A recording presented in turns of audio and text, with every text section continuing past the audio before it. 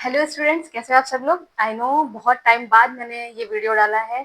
बहुत टाइम से मैंने कुछ भी अपलोड नहीं किया था। काफ़ी टाइम से मेरे कोई भी वीडियोस नहीं आ रहे थे due to some personal reasons. कुछ एग्जाम्स थे और कुछ कुछ काम थे जिनके कारण मैं वीडियोस नहीं डाल पा रही थी। बट हाँ, अब हम एक सीरीज स्टार्ट करेंगे। रेगुलरली वीडियोस आएंगे, आपको प्रॉपर हर एक टॉपिक पे हर एक चीज का वीडियो मिलेगा। ठीक है, देखो आप अगर ये वीडियो देख रहे हो दैट मीन्स आप क्लास 10 से क्लास 11th में आ गए हो और आप श्योर हो कि आपको पीसीएम लेना है। ठीक है, अब जैसा कि आपको वीडियो के टाइटल से ही पता चल गया होगा कि आज हम some basic concept of chemistry start करने जा रहे हैं। ठीक है, देखो ये चैप्टर ही क्यों मैंने पहले स्टार्ट किया, क्योंकि पहला चैप्टर है। नहीं, ये जो चैप्टर है ये पूरे केमिस्ट्री की फाउंडेशन है। अगर आपको ये चैप्टर समझ आ गया दैट मीन्स आपको आगे चल के केमिस्ट्री में कोई प्रॉब्लम नहीं होगी, क्योंकि इसमें ही आप सबसे ज्यादा समझोगे मोल कॉन्सेप्ट क्या होता है, स्टोइकियोमेट्री क्या होता है। अब तक आपने क्लास 10th में क्या किया था, रिएक्शन बैलेंस करनी सीखी थी कि रिएक्शन बैलेंस क्या होती है।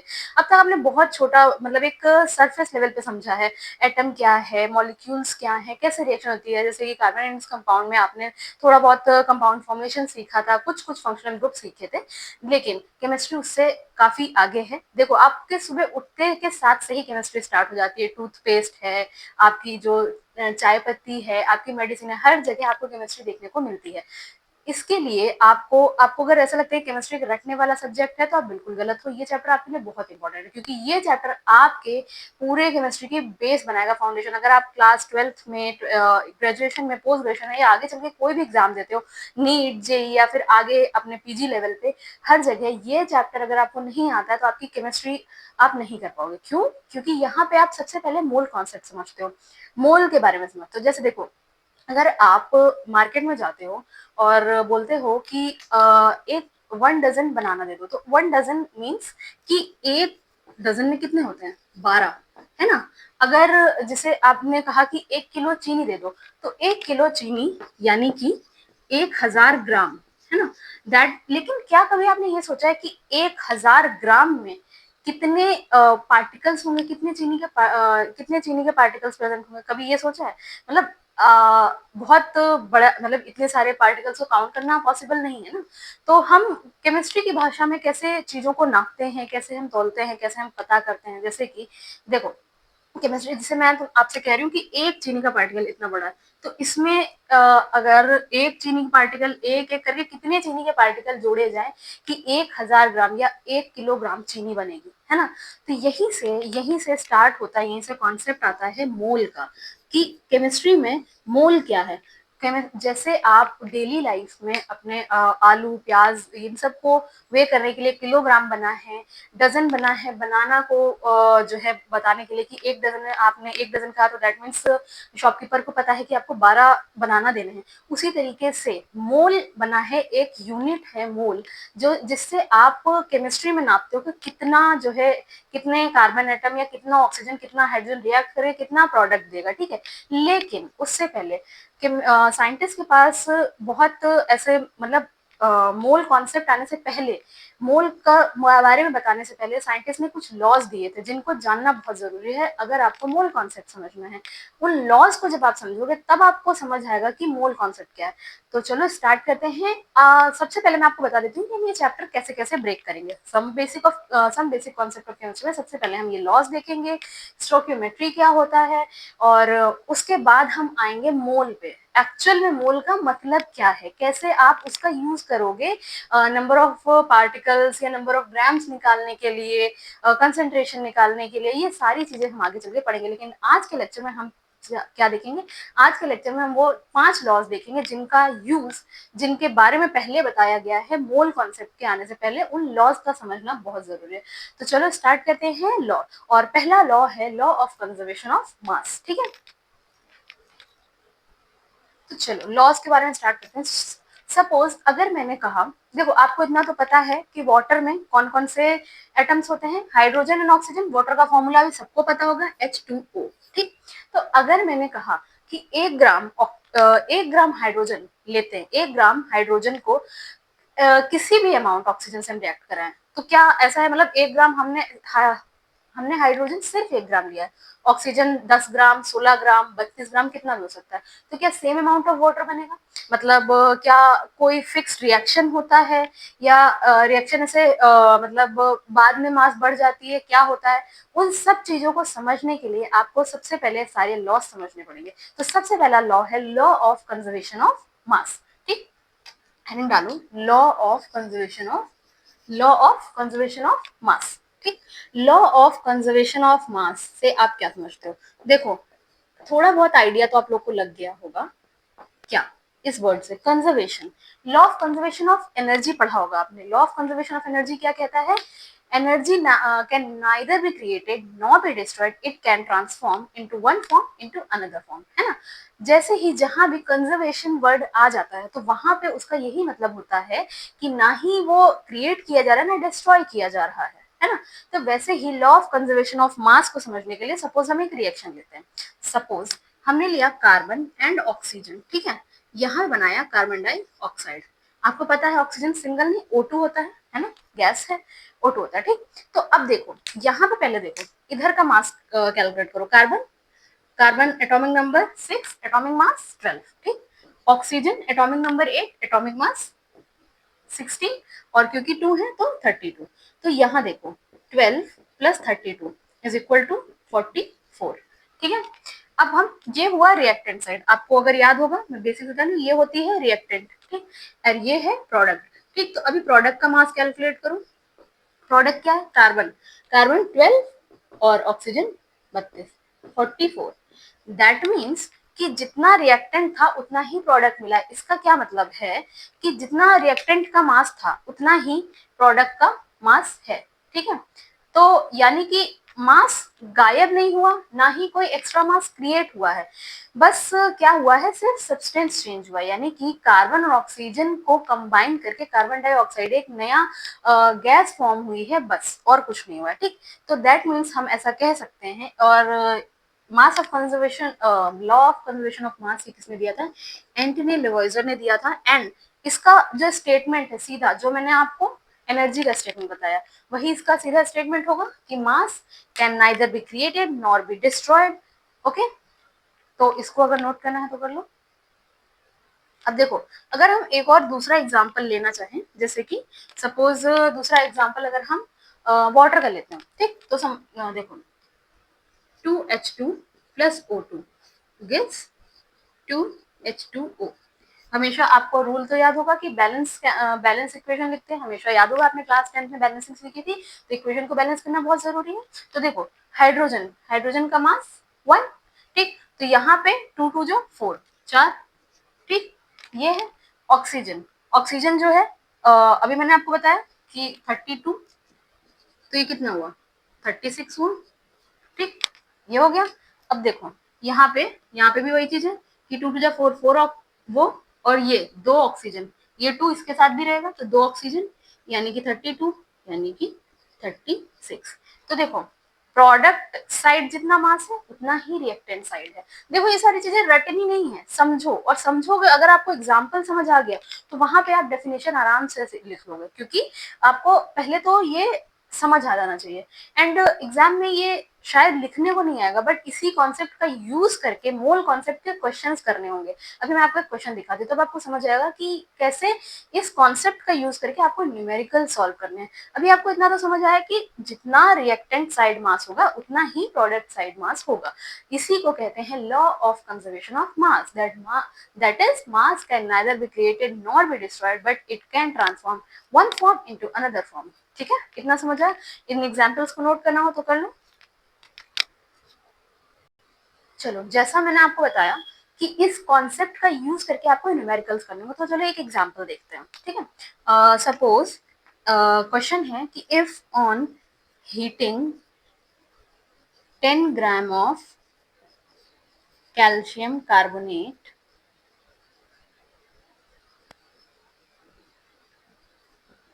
5.6 gram of calcium oxide obtained, 5.6 gram of calcium oxide obtained, then find the mass of the carbon dioxide present, then find the find the amount of या मास ऑफ, एक ही बात है, find the amount of carbon dioxide obtained. ठीक, अब देखो इसमें सबसे, अब जो मैंने बताया है दैट मीन्स कि उसका यूज यहाँ पर हो रहा होगा। ठीक, तो यहाँ पे सबसे इंपॉर्टेंट एक चीज हो जाती है, क्योंकि आप क्लास 10 से 12th में सॉरी क्लास 10 से 11th क्लास में आ चुके हो। सबसे पहले आपको ये कैल्शियम कार्बोनेट का फॉर्मूला क्या होता है, कैल्शियम ऑक्साइड का फॉर्मूला क्या होता है, ये सारी चीजें आपको पता होनी चाहिए। तो मैं ऐसा मान के चल रही हूँ कि आपको कैल्शियम कार्बोनेट का फॉर्मूला पता होगा। मैंने ये चीज क्लास 10th में आपको फॉर्मूला बनाना सिखाई थी, वैलेंसी क्रॉस मल्टीप्लाई करके हम फॉर्मूला बनाना सीखते हैं। अगर आपको नहीं आता है तो प्लीज कमेंट करो, मैं आपको एक वीडियो दोबारा से बना के दूंगी जिसमें आपको कैसे कैसे के फॉर्मूले बनाने हैं वो सारी चीजें आपको मैं दोबारा से सिखा दूंगी। ठीक है, तो चलो देखते हैं। अभी इसमें आपको इतना समझ आ रहा है कि कैल्शियम कार्बोनेट को हीट कर रहा है, तो कैल्शियम ऑक्साइड और carbon dioxide, sorry calcium oxide and carbon dioxide मिल रहा है, ये सही बात है। ठीक, इसका मतलब है कि रिएक्टेंट क्या है, कैल्शियम कार्बोनेट, और प्रोडक्ट क्या है, calcium oxide and carbon dioxide. तो चलो पहले रिएक्शन लिखते हैं। कैल्शियम कार्बोनेट CO3 को हीट करने पे पहला मिल रहा है कैल्शियम ऑक्साइड यानी CaO, और दूसरा मिल रहा है कार्बन डाइऑक्साइड। ठीक, ठीक है। अब ये इसको जब 10 ग्राम, ये इसका 10 ग्राम लेते हैं तो इसका 5.6 ग्राम आपको मिलता है। तो ये कितना होगा, ये वाला आपको निकालना है। अभी हम लॉ ऑफ कंजर्वेशन ऑफ मास पढ़ के आ रहे हैं, जिसमें हमने ये बताया कि जितना रिएक्टेंट का मास होगा उतना ही प्रोडक्ट का मास होगा। दैट मीन्स कि अगर by law of conservation of mass, LCM मतलब law of conservation of mass लिखा हुआ है, जो प्रोडक्ट का मास होगा, reactant mass equal to product का मास, जितना प्रोडक्ट का मास इक्वल होगा। ठीक है, तो देखो रिएक्टेंट का मास कितना है, 10 ग्राम है। ओके, ठीक, प्रोडक्ट का मास कितना है, 5.6 ग्राम, एंड हमको कार्बन डाइऑक्साइड का नहीं पता, x। ठीक, इसको सिंपली इधर लाके माइनस कर लो, 10 minus 5.6 is equal to x, यानी कि 4 देखो 4.4 ग्राम कार्बन डाइऑक्साइड मिलेगा। तो देखो जो मैंने कॉन्सेप्ट बताया था उसी का यूज करके ये न्यूमेरिकल हुआ था। वही मैंने आपसे कहा कि कॉन्सेप्ट जो है उसको समझो, उसका यूज जो होगा वो न्यूमेरिकल में होगा। जरूरी नहीं कि आपको कॉन्सेप्ट जो है या मैंने जो बताया उसको डेफिनेशन आपने रट ली वो लिखने को आएगी, वो नहीं लिखने को आएगी। इसी तरीके से यहीं से आपका मोल कॉन्सेप्ट का बेस शुरू होता है। ये लॉज समझना पहले जरूरी है, तब जाके हम मोल कॉन्सेप्ट पे आएंगे। तो ये जो है ये आपको बता रहा है, जैसे लॉ ऑफ कंजर्वेशन ऑफ मास मैंने बताया कि रिएक्टेंट का मास और प्रोडक्ट का मास इक्वल होगा।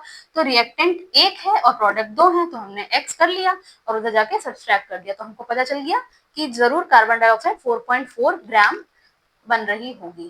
ठीक, समझ आया इतना, इसको नोट कर लो, ये काम आएगा आगे। देखो नेक्स्ट लॉ है लॉ ऑफ डेफिनेट प्रोपोर्शन, जिसको दिया था जोसेफ प्रॉस ने।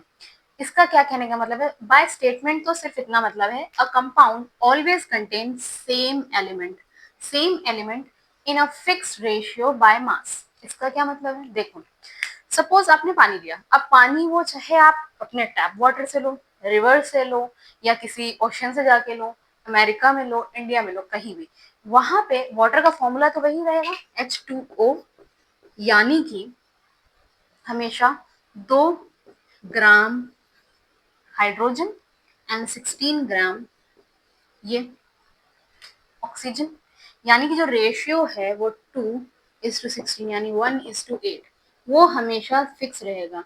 इसका कहने का ये मतलब है अमाउंट बदल सकता है। जैसे किसी ने मान लो 2 मॉलिक्यूल्स ऑफ वाटर ले लिया, किसी ने 3 मॉलिक्यूल्स ऑफ वाटर ले लिया। सपोज ये 1 मॉलिक्यूल ऑफ वाटर है, किसी ने 2 मॉलिक्यूल्स ऑफ वाटर ले लिया यानी 2H2O। ठीक, तो यहाँ पे हाइड्रोजन कितना हो जाएगा 4, ऑक्सीजन कितना हो जाएगा 32, है ना।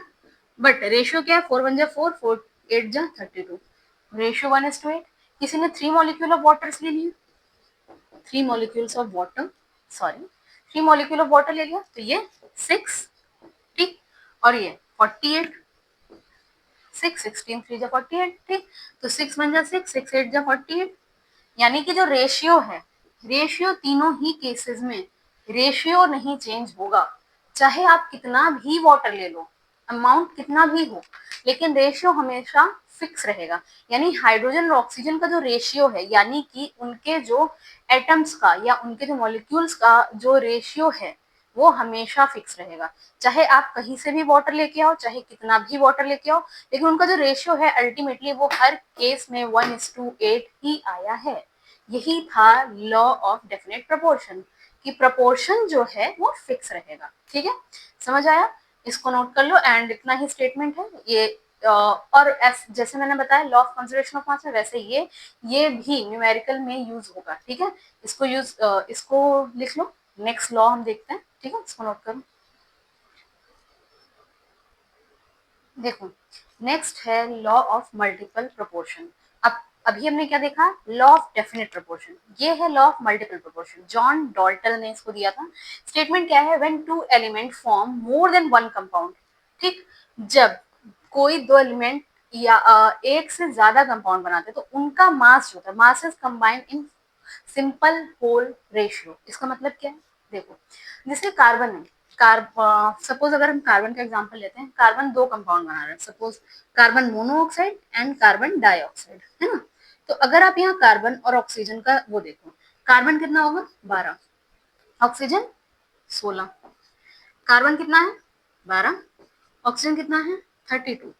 अब देखो, यहाँ पे एक एक का जो मास है वो फिक्स है, 12 है, पर ऑक्सीजन एक जगह 16, एक जगह 32 है। यानी अगर ऑक्सीजन का अगर आप रेशियो देखोगे 16:32, यानी 16 यानी 1:2। तो यही कह रहा है कि जो मास होगा वो कंबाइन है सिंपल होल रेशियो। ये जो मास है वो एक सिंपल होल रेशियो में कंबाइन हो रहा है। ठीक, तो इसी को बताने की कोशिश कर रहे हैं कि एक जो होगा वो सेम मास में प्रेजेंट है, और दूसरा क्या है? एक 16, एक 32। ठीक, इसमें कहने का मतलब है कि ऑक्सीजन का मास वेरी कर रहा है, वो एक सिंपल होल रेशियो में कंबाइन करेगा। ठीक है, तो जितने ज्यादा कंपाउंड बनाएंगे उस हिसाब से उनका रेशियो जो होगा वेरी करेगा। ठीक, अब देखो, इसमें लॉ ऑफ मल्टीपल प्रोपोर्शन और लॉ ऑफ डेफिनेट प्रोपोर्शन में कंफ्यूज मत होना कि लॉ ऑफ मल्टीपल प्रोपोर्शन क्या था, लॉ ऑफ डेफिनेट प्रोपोर्शन क्या था। लॉ ऑफ डेफिनेट प्रोपोर्शन ये था कि सेम कंपाउंड, जैसे मैंने आपको वाटर का एग्जांपल दिया था, कि चाहे हम एक मॉलिक्यूल ऑफ वाटर लें, चाहे हम दो मॉलिक्यूल ऑफ वाटर लें, चाहे हम तीन मॉलिक्यूल ऑफ वाटर लें, है ना? तीनों ये केस में यहाँ क्या 2:16, यानी 1:8। यहाँ क्या 4:16:32, 1:8। और यहाँ क्या 6:48, 1:8। तीनों ही केसेस में जो रेशियो है वो सेम आएगा। सेम रेशियो बट सेम ही जो आप ले रहे हो, सेम एलिमेंट ही ले रहे हो, बट यहाँ पे क्या है? एक एलिमेंट अलग अलग कंपाउंड बना रहा है, लेकिन जो अलग अलग कंपाउंड बना रहा है और एक का मास फिक्स रहेगा और दूसरे का मास एक सिंपल होल नंबर में कंबाइन करेगा। ठीक, ये है दोनों में डिफरेंस। वहां यहाँ पे इसीलिए मल्टीपल प्रोपोर्शन कहा गया है।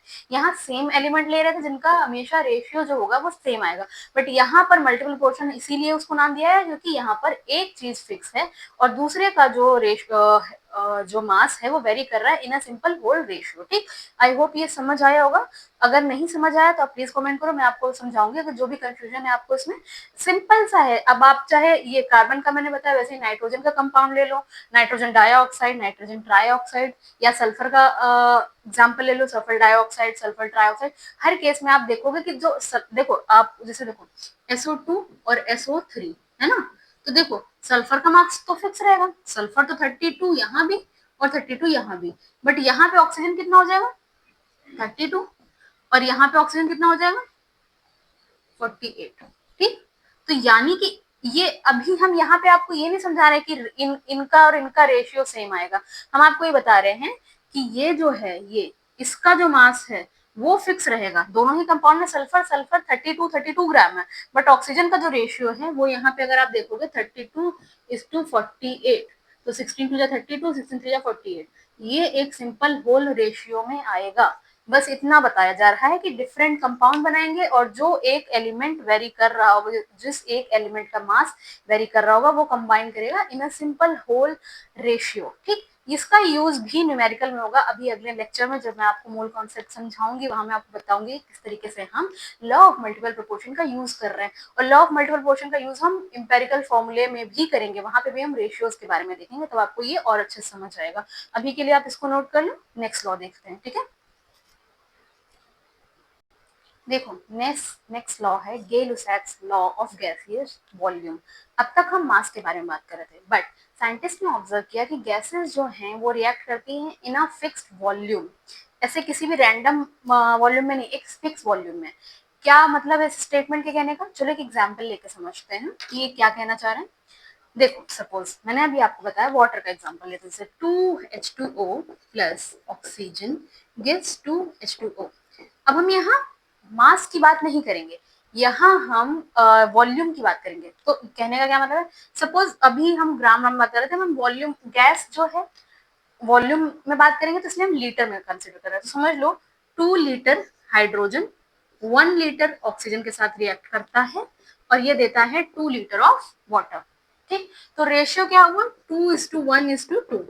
ठीक है, ये है रेशियो, ये है गे लुसैक्स लॉ की ये एक फिक्स रेशियो में ही रिएक्ट करते हैं, ऐसे किसी भी रैंडम रेशियो में नहीं। फॉर एग्जाम्पल अगर मैंने आपसे कहा कि 4 लीटर जो है हाइड्रोजन है तो कितना ऑक्सीजन के साथ रिएक्ट करेगा? 4 लीटर हाइड्रोजन कितने ऑक्सीजन के साथ रिएक्ट करेगा? अगर 2 लीटर एक के साथ कर रहा है मतलब जस्ट हाफ, 2 लीटर से 1 लीटर ऑक्सीजन रिएक्ट कर रहा है, तो 4 लीटर हाइड्रोजन से कितना करेगा? 4 लीटर हाइड्रोजन से 2 लीटर हाइड्रोजन और सॉरी 2 लीटर ऑक्सीजन, और कितना बना के देगा? 4 लीटर ऑफ वाटर। ठीक, ये वही चीज है कि मतलब 2 से मल्टीप्लाई कर दिया पूरे को। ठीक है, तो यानी कि अब अगर आप यहाँ पे रेशियो देखोगे तो इसका रेशियो 4:4, तो यानी कि 2 2 जा 4, 2 1 जा 2, 2 2 जा 4। ये देखो रेशियो फिक्स है ना, रेशियो जो है वो आपका फिक्स है। यानी कि गे लुसैक्स लॉ जो कह रहे थे वो बात बिल्कुल ठीक थी कि gases react in a simple whole ratio by volume. यहाँ पे मैंने इसके मास की बात नहीं की कि इसको 32 ग्राम्स बता दिया, इसका मैंने ऐड करके सॉरी इसको हाँ इसको 32 बता दिया, इसका मैंने ऐड करके आपको बताया, वो नहीं। यहाँ पे हम सिर्फ ये जो आगे लगा हुआ, अभी आगे चल के आप समझोगे कि इसको बोलते हैं स्टोइकियोमेट्री, ये एक्चुअल में क्या है, यही से मोल कॉन्सेप्ट का भी जन्म हो रहा है। लेकिन आपको भी सीधा सीधा इतना समझना है कि जो गैसेस हैं वो फिक्स वॉल्यूम में रिएक्ट करती हैं, और ये फिक्स वॉल्यूम की 2 लीटर हाइड्रोजन 1 लीटर ऑक्सीजन, जिसके आगे कुछ लिखा मतलब 1 कंसिडर करेंगे, और यहाँ 2 लीटर हाइड्रोजन, तो ये एक फिक्स रेशियो में। चलो इसको समझते हैं एक न्यूमेरिकल के थ्रू, है ना, कि कैसे आपको समझ आएगा ये चीज इजिली। देखो ये जो न्यूमेरिकल दिया है इसमें पूछ रहा है how much oxygen volume is needed to react completely with 10 litre of hydrogen in a given ratio. यानी कि 10 लीटर ऑफ हाइड्रोजन है, उससे कितना आपको ऑक्सीजन चाहिए होगा टू रिएक्ट कंप्लीटली। अभी आपने रेशियो क्या देखा था 2:1:2 का, और ये हाइड्रोजन और ऑक्सीजन का रेशियो था ना, ये हाइड्रोजन ऑक्सीजन का 2:1 था, तो रेशियो के अकॉर्डिंग ले लो 2:1, और ये है 10:x का, यानी कि 2/1 10/x, है ना, तो ये x इधर आ जाएगा, और 10/2 यानी कि 5, यानी कि 5 litre of oxygen is needed to react completely with 10 litre of oxygen to give 10 litre of water. ठीक, तो क्योंकि रेशियो फिक्स है। आप वैसे भी सिंपली भी देख सकते हो कि यहाँ पे अगर 2 है तो यहाँ 1 आ जाता है, यानी कि जस्ट हाफ हो जाता है, तो अगर यहाँ 10 लीटर था तो इसका हाफ सीधा यहाँ पे 5 लीटर हो जाएगा, सिंपल। इस तरीके से आपको इस लॉ का यूज करना है न्यूमेरिकल में, इस टाइप से न्यूमेरिकल पूछे भी जाते हैं। अभी तो बहुत सिंपल सिंपल है, आगे सारा जब मैं समझाऊंगी आपको न्यूमेरिकल्स आएंगे तब आपको ये सारा याद रखना होगा कि कैसे ये सारी चीजें हो रही थी। ठीक है, इसको नोट कर लो, ये बहुत अच्छा एग्जाम्पल है। देखो नेक्स्ट है एवोगैड्रो लॉ। एवोगैड्रो लॉ क्या कहता है, equal volume of gases at same temperature pressure contain equal number of molecule. इसका क्या कहने का मतलब है कि इक्वल वॉल्यूम अगर गैसेस का होगा, सेम टेम्परेचर एंड प्रेशर, ये मेन है, टेम्परेचर एंड प्रेशर सेम होना चाहिए, तो वहां पे नंबर ऑफ मॉलिक्यूल्स इक्वल होंगे। यानी कि जितने मॉलिक्यूल 1 लीटर हाइड्रोजन में होंगे उतने ही 1 लीटर ऑक्सीजन में होंगे, उतने ही 1 लीटर कार्बन डाइऑक्साइड में होंगे। ठीक, यानी कि अगर इक्वल वॉल्यूम वॉल्यूम सबका एक एक है तो उनमें नंबर ऑफ मॉलिक्यूल्स भी सेम होंगे, उसमें कोई चेंज नहीं होगा। ठीक, अगर थोड़े कंफ्यूज हो रहे हो तो मैं समझाती हूँ। सपोज आपके पास 3 बॉक्स हैं, एक बॉक्स में टेनिस बॉल है, एक बॉक्स में सपोज क्रिकेट बॉल्स हैं, एक में ऑरेंजेस हैं। ठीक है, सबका वेट अलग, साइज अलग, सब कुछ अलग, लेकिन हर बॉक्स में 10 10 10 10 ही क्रिकेट बॉल्स हैं, 10 ही टेनिस बॉल हैं एंड 10 ही ऑरेंजेस हैं। तो यानी काउंट जो है वो इक्वल है, यानी कि इसमें मास अलग हो सकता है, ठीक है, सब कुछ अलग हो सकता है, but count number of molecules की उसमें कितने मॉलिक्यूल प्रेजेंट होंगे तो वो हमेशा इक्वल रहेगा। जैसे तीनों बॉक्स में 10 10 10 10 ही टेनिस बॉल होंगी एक बॉक्स में 10 ही क्रिकेट बॉल्स होंगे, एक बॉक्स में 10 ही ऑरेंजेस होंगे। यानी कि नंबर ऑफ जो काउंट है या नंबर ऑफ बॉल्स या नंबर ऑफ ऑरेंजेस है वो फिक्स है। बॉक्स अलग है, साइज अलग है, वेट अलग है, सब कुछ अलग है, बट नंबर काउंट जो है वो इक्वल है। यही है एवोगैड्रो लॉ और यही से मोल कॉन्सेप्ट का जन्म हुआ। और एवोगैड्रो ने दिया था एक mole is equal to, Avogadro number जो होता है वो होता है 6.022 इंटू 10⁻23। ठीक, अगर आपसे जैसे कहा जाए कि सपोज कुछ किसी भी गैस में या 2 लीटर हाइड्रोजन में, सपोज कहते हैं 2 लीटर हाइड्रोजन में 5 × 10⁻23 मॉलिक्यूल्स हैं। ठीक, तो at same temperature and pressure 2 litre oxygen में कितने होंगे? तो बाय एवोगैड्रो लॉ इतने ही होंगे जितने देखो एवोगैड्रो लॉ कहता है अगर इक्वल वॉल्यूम इक्वल है, टेम्परेचर प्रेशर भी सेम है, तो मॉलिक्यूल्स भी सेम होंगे, यानी 5 × 10⁻23 मॉलिक्यूल्स। यहीं से आपका मोल कॉन्सेप्ट शुरू होता है, यहीं से आप नंबर ऑफ मोल्स कैलकुलेट करोगे, नंबर ऑफ पार्टिकल्स कैलकुलेट करोगे, नंबर ऑफ मॉलिक्यूल्स कैलकुलेट करोगे, मास कितना है, कंसंट्रेशन कितना है, ये सारी चीजें आप नेक्स्ट लेक्चर में देखोगे कि कैसे कैसे हम सारी चीजें कैलकुलेट करते हैं, कैसे हमको आगे जाके पता करना है कि 1 लीटर में कितने मॉलिक्यूल्स प्रेजेंट हैं गैस के, या कितनी जो है एटम्स प्रेजेंट हैं, ये सारी चीजें देखने को आपको मिलेंगी। आई होप आपको ये समझ आया होगा। सिंपल कहने का मतलब ये है कि इक्वल वॉल्यूम अगर सेम टेम्परेचर प्रेशर पे है तो नंबर ऑफ मॉलिक्यूल्स भी इक्वल होंगे। ये था एवोगैड्रो लॉ और इनको दिया भी एवोगैड्रो जी ने ही था, साइंटिस्ट का नाम भी एवोगैड्रो था। ठीक है, तो इतना समझ आया। ठीक, और एक चीज और, एसटीपी पे जो गैस वो at STP standard temperature pressure बोलते हैं, 22.4 लीटर गैस होती है 1 मोल। ठीक है, ये कुछ चीजें हैं जो काम आने वाली हैं। 1 मोल गैस में कितने मॉलिक्यूल्स होते हैं ये मैंने अभी आपको यहाँ पे बताया, 6.022 × 10⁻23, और इसी को हम एवोगैड्रो नंबर भी कहते हैं। ठीक, 1 मोल में इतने मॉलिक्यूल्स प्रेजेंट होते हैं। यानी अब आपको आगे समझ आएगा कि ये मोल क्या है, कितने मॉलिक्यूल हैं, किसमें कितना, जैसे अगर 1 मोल में इतने हैं तो 2 मोल में कितना, 2 से मल्टीप्लाई हो जाएगा।